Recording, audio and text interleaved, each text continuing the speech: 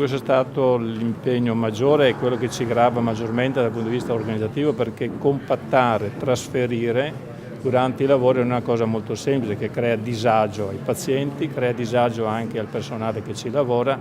È stato il nostro grande impegno proprio quello di ridurre al minimo il disagio, perché i 5 piani hanno dovuto appunto distribuire il numero delle degenze fra i 2 poli, cioè il polo del Catinale e il Maggiore, e quando saranno completati saranno quindi subito riutilizzati immediatamente questi spazi qualificati e si consegneranno al cantiere gli ulteriori 5 piani della torre medica e così via per la torre chirurgica successivamente. Il completamento delle 2 torri sono 6 anni, però dopo 1 anno e mezzo già 5 piani sono già consegnati.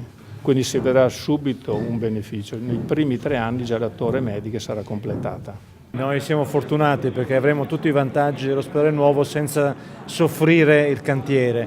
Quando arriveremo avremo l'ospedale pronto, quindi il trasferimento avverrà alla termine della costruzione e sarà un ospedale strutturalmente all'altezza di quelle che sono le aspettative e non solo dal punto di vista tecnologico ma anche dal punto di vista dell'accoglienza.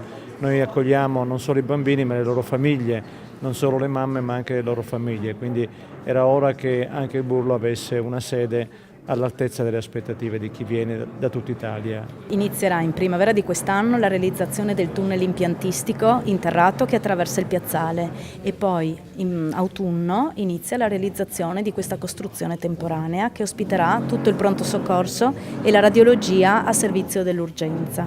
La palazzina temporanea dopo il pronto soccorso ospiterà la gastroenterologia che ha lo stesso problema, quindi dovrà uscire nel padiglione provvisorio per poi fare i lavori dove si trova oggi e rientrare. Alla fine dei lavori verrà smantellata.